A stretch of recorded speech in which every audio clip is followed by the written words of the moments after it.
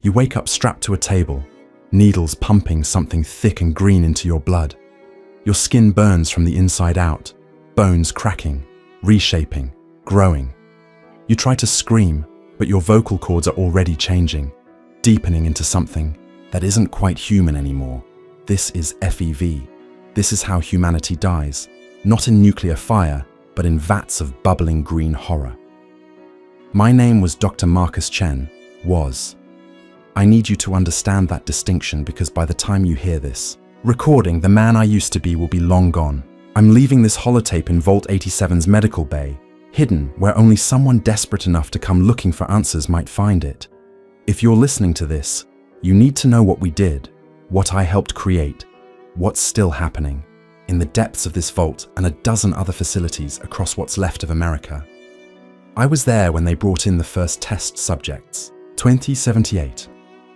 1 year after the bombs fell, and we were still following pre-war protocols like the world hadn't ended above us. The overseer called it Continuing Vital Research for the Preservation of Humanity. We called it Project 87A. The military called it the Forced Evolutionary Virus, FEV. Let me paint you a picture of what exposure looks like, because the textbooks we had down here, the ones from West Tech, they sanitized everything, made it clinical, sterile. They didn't tell you about the screaming that goes on for days. They didn't mention how the subjects beg. First for death, then for more of the virus because their changing nervous system starts to crave it like a drug. Patient zero in our facility was a man named Timothy Walsh, 34 years old, former accountant from Bethesda. His family died in the bombs and he'd stumbled into our vault half-starved, radiation burns covering 60% of his body. We told him we could heal him. We told him he'd be helping rebuild America. God forgive us, we smiled when we said it. The transformation began within minutes of injection. You have to understand, FEV doesn't just mutate you. It perfects you, at least according to its own twisted logic. Every cell in your body gets rewritten. The virus identifies what it considers flaws, radiation damage, genetic imperfections, even scars, and it fixes them. But its idea of fixing is to turn you into something that can survive in a world of radiation and violence, something that doesn't need society, or love, or hope. Timothy's skin went first, started bubbling like water coming to boil, then hardening into thick, green-grey leather.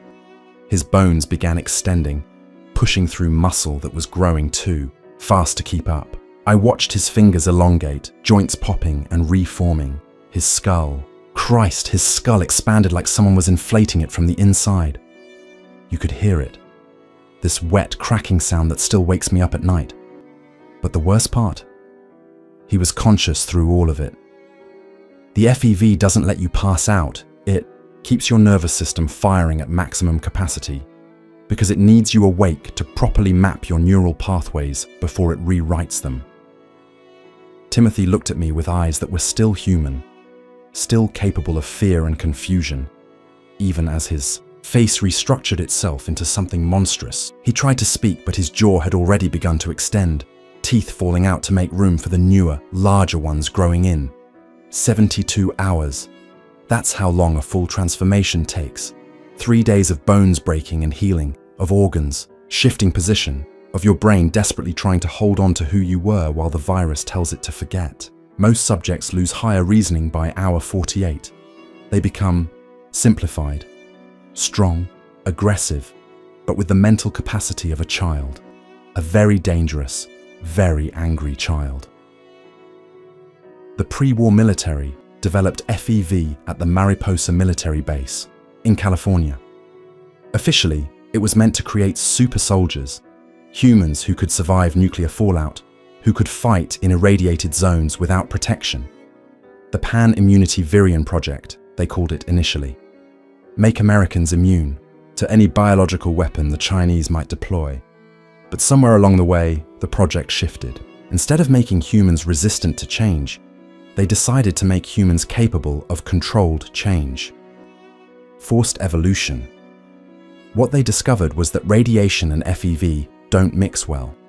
You see, radiation causes random genetic damage. The virus sees this damage as corruption to be purged.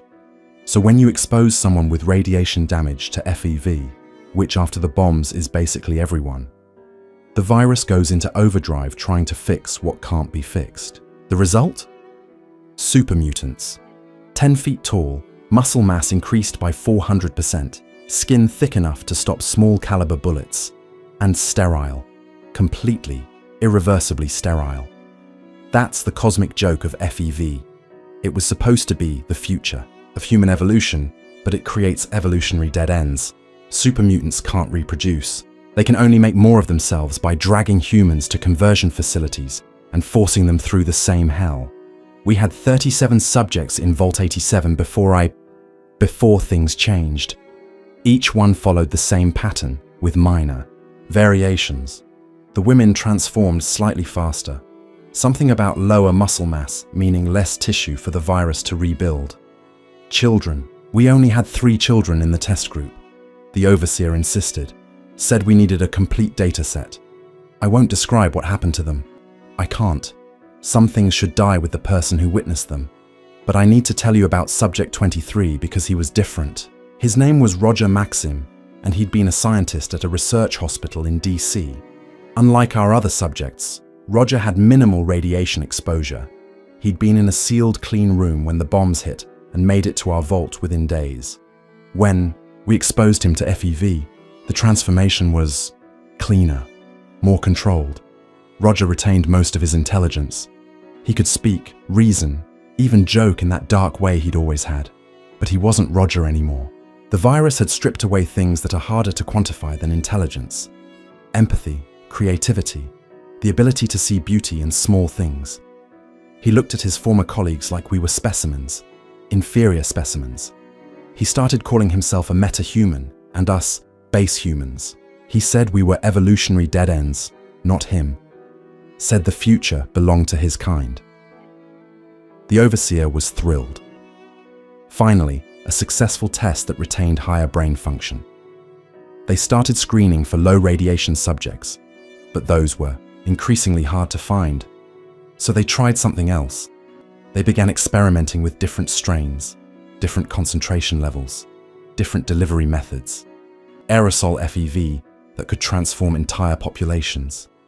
FEV mixed with other compounds to try to preserve neural pathways. FEV exposed to specific radiation wavelengths to trigger desired mutations. Every variation created new horrors. We got centaurs, humans whose DNA had been so scrambled by multiple FEV exposures that they became writhing masses of limbs and organs, multiple heads sprouting from malformed torsos. We got behemoths, super mutants who never stopped growing, becoming living siege engines 20 feet tall or more. We got things that had no classification, things that begged for death, in languages that weren't quite human anymore. I documented everything, every transformation, every failure, every breakthrough. I told myself it was for science, for the future of humanity. But late at night, when I could hear the test subjects in their cells, some roaring with rage, others crying with whatever, tears their mutated bodies could still produce, I knew what we were really doing. We were playing God with people who had come to us for shelter. The research notes from Mariposa talked about someone called the Master, who had perfected the process out west, creating an army of super mutants with a purpose, with direction. They said he'd been exposed to FEV himself, but had evolved beyond even what Roger had become. A biomechanical nightmare that could psionically control other mutants. They said he had a plan called the Unity, where all humans would be converted or killed, creating a world of uniform super mutants with no war, no conflict, no diversity. Is that evolution? Is that the future FEV promises? A world where humanity's greatest strength, our variation, our ability to adapt differently to different challenges, is replaced by uniform monstrosities? I learned the answer to that question 2 weeks ago when there was a containment breach in Lab 7. The containment breach in Lab 7 wasn't an accident. Roger had been planning it for weeks, using his retained intelligence to manipulate the newer subjects, the ones who still had enough awareness to follow basic commands. He'd convinced them that beyond the vault doors was paradise. a world where they would be gods among the ruins. All they had to do was break the locks. When the alarms started screaming at 3:47 a.m., I was in my quarters reviewing transformation logs. The emergency lights bathed everything in red, and over the intercom, I heard sounds that will haunt whatever time I have left. The wet tearing of flesh, bones snapping like dry wood, and beneath it all, laughter. Deep, booming laughter that could only come from vocal cords stretched beyond human proportion. I ran to the medical bay, hoping to seal myself in, but the doors were already compromised. Green fluid was seeping through the ventilation system. Aerosolized FEV, one of our experimental strains. The one we'd coded as FEV2, designed for rapid battlefield deployment. You breathe it in, and the transformation begins in seconds instead of hours. I held my breath, covered my mouth with my lab coat, but it didn't matter. FEV doesn't need your lungs. It can absorb through your skin, your eyes, any mucous membrane. The moment that green mist touched me, I felt it, like ice water injected directly into my veins, spreading out from every point of contact. You want to know what it feels like? Really feels like?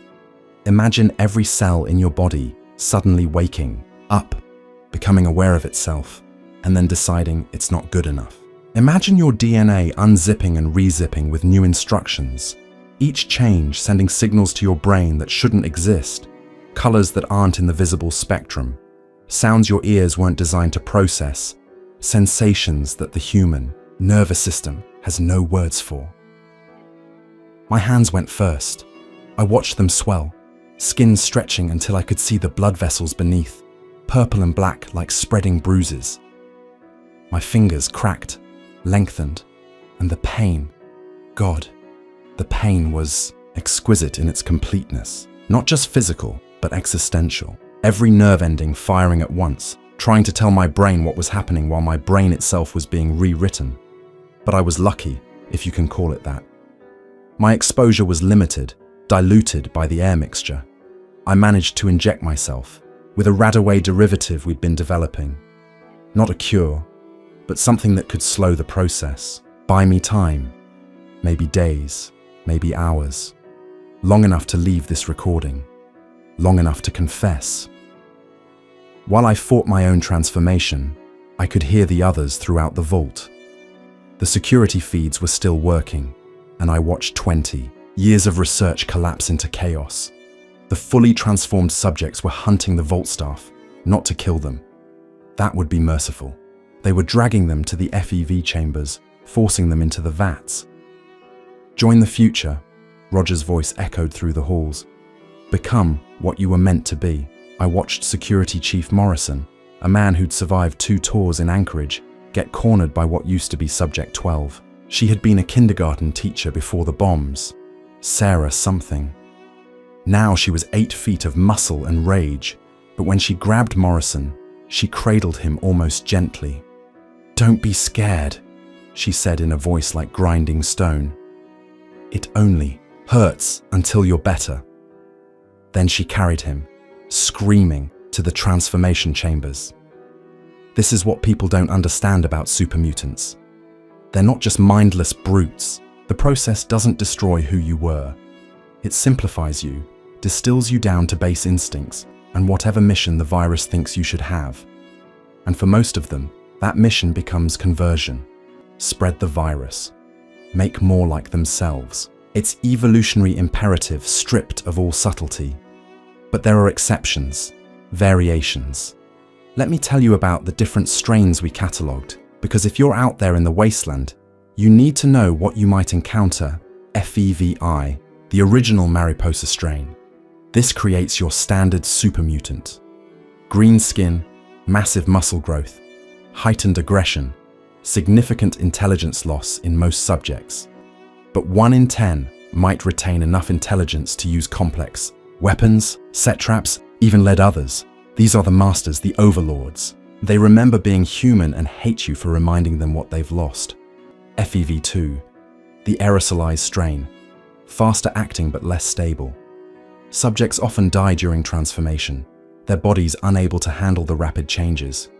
Those who Survive tend to be more bestial, operating on pure instinct. We designated them ferals in our notes. They hunt in packs, communicate through pheromones and subsonic vocalizations. You won't see them coming until they're on you. FEV curling 13. Developed by the Enclave.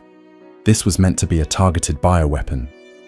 It would kill anyone with specific genetic markers, namely anyone with any radiation-induced mutations, which, after the bombs, is everyone except pure-strain humans in vaults and Enclave bunkers.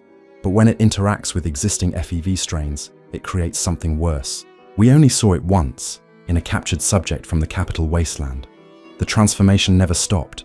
The subject just kept growing, mutating, developing new organs and limbs, until its biology collapsed under its own impossible complexity. It took 17 hours to die, and it screamed the entire time. Then there's the Institute strain from up in the Commonwealth. They tried to refine FEV, make it controllable, predictable. They succeeded in a way.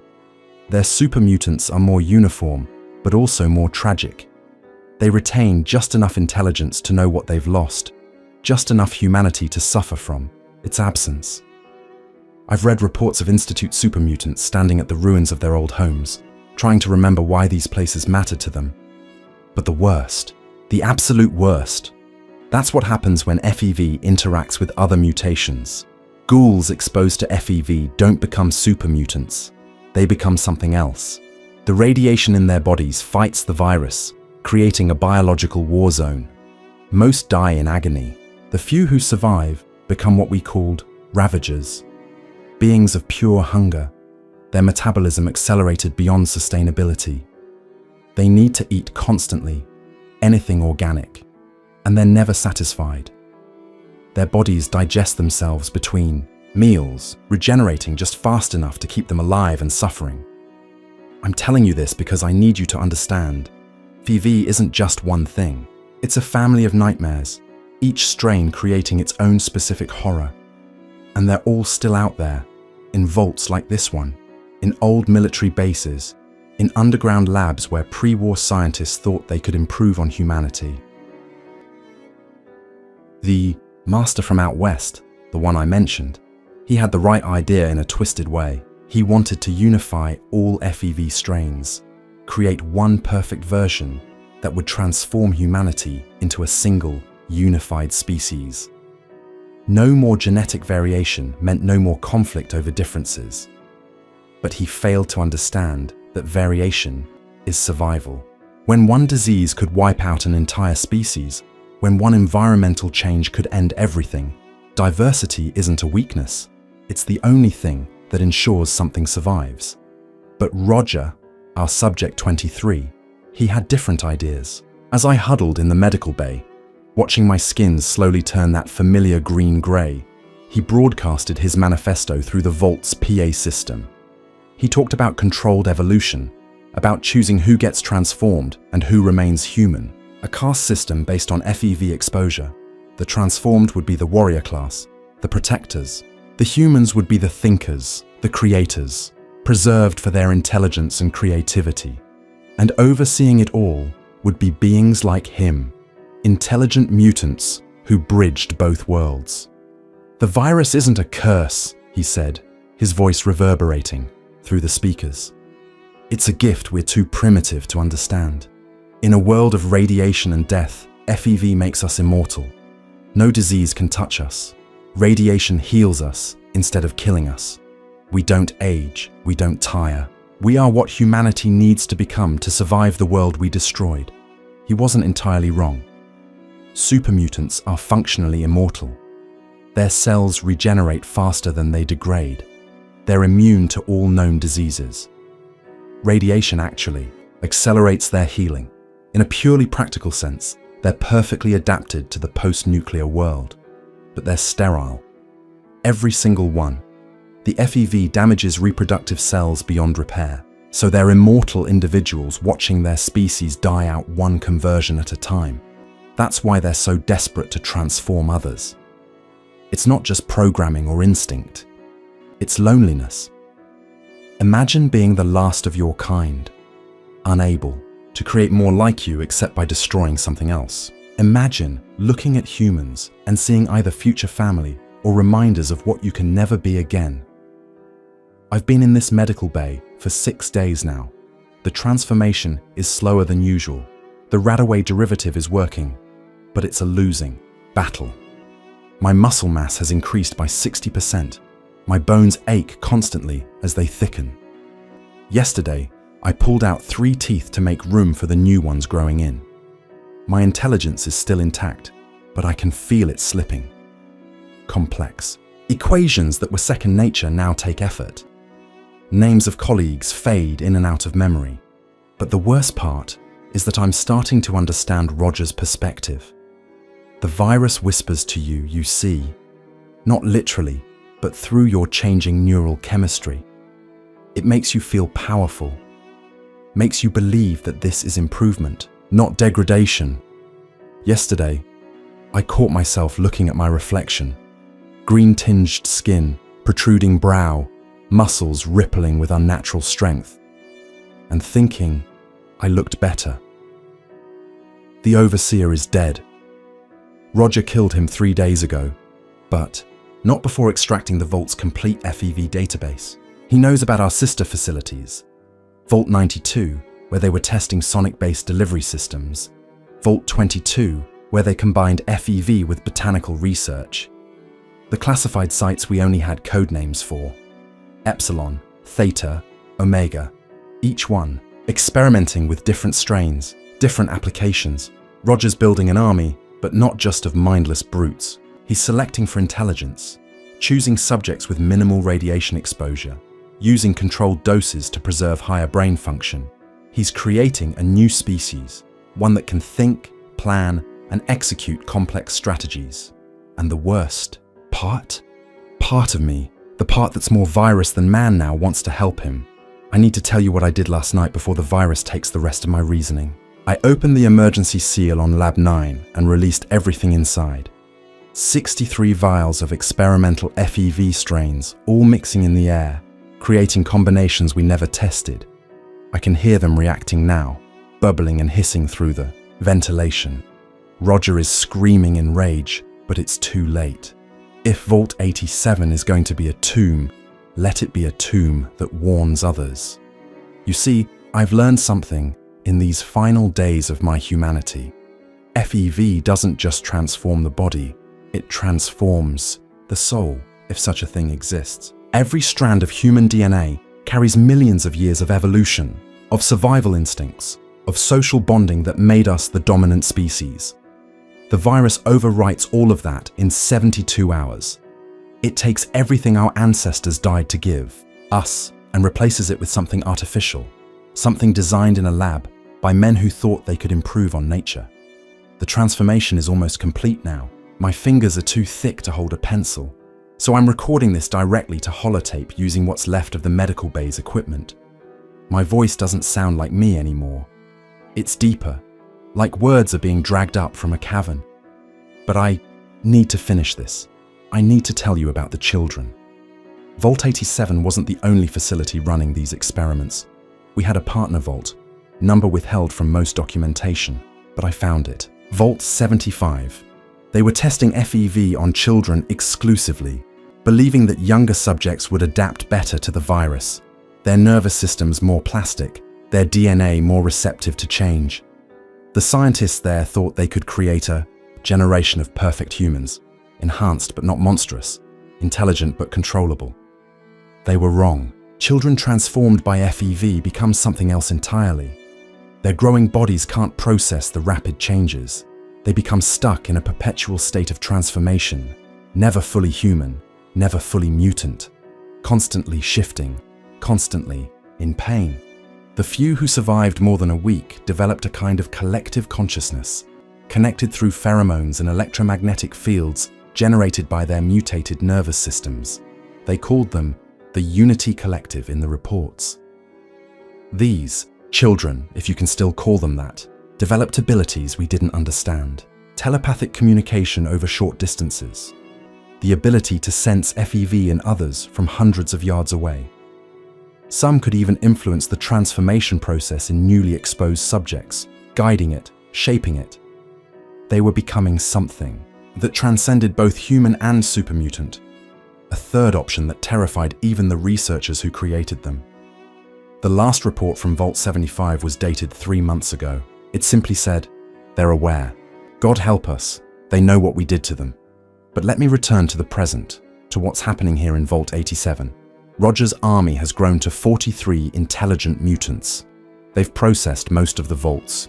Population, over 800 people transformed or killed in the attempt. The screaming has stopped now. That's how you know the transformation is complete. The silence is worse than the screams. Roger found the military contracts yesterday, the ones that detail the other facilities. Not just vaults, but military bases, research hospitals, even a few private corporations that were working on FEV variants. Prometheus Corp was developing an FEV strain that could be reversed. Transformation on demand for soldiers who could become super mutants for combat, then return to human form. They had a working prototype, but the bombs fell before they could test it. Their facility is in Boston. Roger's sending scouts there tomorrow. There's another facility in the Mojave, hidden beneath a place called Black Mountain. The former military base was testing FEV on prisoners of war, trying to create a strain that would leave subjects completely obedient, their free will destroyed along with their humanity. From what I've read, they succeeded. The super mutants, created there, follow orders without question, but they also lack any survival instinct. They'll walk into radiation storms, off cliffs, into enemy fire, simply because no one told them not to. The capital wasteland, where we are now, has become the epicenter of FEV contamination on the East Coast. Between Vault 87, the experiments at the Jefferson Memorial, and whatever the Enclave has been doing at Raven Rock, the entire region is saturated with various strains. It's in the groundwater, the soil, carried on the wind. Every living thing here has trace amounts of FEV in their system. Not enough to transform, but enough to change, to twist, to evolve in ways that shouldn't be possible. Have you seen the creatures out there? The mirelurks that walk upright and use tools. The rad scorpions the size of cars. The yaoguai that hunt with almost human intelligence. That's not just radiation. That's FEV interacting with radiation, creating mutations that natural evolution would take millions of years to produce. We've turned the wasteland into a laboratory, and everything living in it is a test subject. But here's what truly terrifies me. What should terrify you? FEV is learning. Each new strain, each new combination, adds to a kind of biological database. The virus shares information across strains through mechanisms we don't fully understand, possibly through airborne particles, possibly through something more exotic. Every transformation teaches it something new about human biology, about what works and what doesn't. The latest strains we developed here in Vault 87 show signs of this learning. They transform subjects more efficiently, with less waste, less death. The intelligence retention rate has gone from 1 in 10 to 1 in 4. The physical enhancements are more refined. Subjects are stronger, but not grotesquely large. Faster, but not uncontrolled. Given enough time, enough iterations, FEV might actually achieve what it was designed to do, create a better human. But it won't be human anymore. It will be something else, wearing our DNA like a suit. I found Roger's personal logs this morning while he was occupied with the conversions. He's not just building an army, he's building a civilization. He has plans for breeding facilities, not for reproduction, but for conversion. Massive complexes where humans would be farmed, sorted by genetic compatibility, and systematically transformed. He talks about optimization protocols and evolutionary quotas. He's planning to transform the entire East Coast within 50 years, but Roger doesn't know about the reject strain. We called it FEVX in our notes, but it was a failure, locked away in the deepest part of the vault. It's a strain that tried to preserve humanity while adding enhancements, but it failed catastrophically. Subjects retained their full intelligence, their memories, their personalities, but their bodies became unstable. They could shift between human and mutant forms, but each shift damaged them at the cellular level. After 10 transformations, they liquefied, became puddles of conscious biomass, still alive, still aware, but unable to hold any form. I released that too. It's in the air now, mixing with the other strains. I don't know what it will create, what horror I've unleashed, but it's better than letting Roger's vision come to pass. Better chaos than calculated extinction. My time is running out. I can feel my thoughts simplifying, complex ideas becoming harder to grasp. Soon, I'll be like the others, driven by instinct and viral programming. But before I go, before Marcus Chen disappears forever into whatever I'm becoming, I need you to understand the truth about FEV. It was never about evolution. Evolution is slow, natural, undirected. FEV is intelligent design at its most arrogant. Humans trying to skip ahead to the end of the story without reading the middle chapters. We wanted to create gods, and instead created monsters. We wanted to survive the apocalypse, and instead became it. The master out west had the right idea when he killed himself. He realized that FEV wasn't salvation. It was extinction with extra steps. Every supermutant is a dead end, a biological cul-de-sac. They can't breed, can't create, can only convert and destroy. They're not the future of humanity. They're its replacement. If you're listening to this, if you found this recording, you need to know that there is no cure for FEV. We looked for 20 years. Once the virus integrates with your DNA, removing it would unravel you at the molecular level. The only mercy we could offer the test subjects was death, and even that was complicated. Supermutants are remarkably hard to kill, but there might be hope, not for those already transformed, but for those still human. Stay away from vaults, stay away from military facilities, filter your water through sand and charcoal, avoid green-tinted fog or mist. And if you see supermutants, don't engage. Don't try to reason with them. Run. They're not evil. They're not cruel by choice. They're following viral imperatives older than their own consciousness. I can hear Roger at the door now. He's brought the others.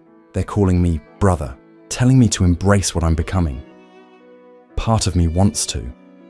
The virus makes it feel like coming home, like this is what I was always meant to be. That's the last cruelty of FEV. It makes you grateful for your own destruction. My name was Dr. Marcus Chen. I was a biochemist, a researcher, a man who thought he could help rebuild the world. Instead, I helped destroy it in a way that nuclear bombs never could. The bombs killed the world, but FEV is making sure it can never heal. If humanity survives, it won't be because we evolved beyond our limitations. It will be because we accepted them, because we chose to remain small, weak, mortal, and human rather than become large, strong, immortal, and empty. The door is breaking. They're coming in. This recording will end soon, but the virus will continue. It will outlive us all, human and mutant alike. It is the only thing that truly evolved from our mistakes, our greatest creation and our final judgment. Remember my name. Remember what we did here, and remember that the strongest human trait isn't our ability to change, it's our ability to choose not to. This is Dr. Marcus Chen, Vault 87, signing off. May you find the humanity we lost.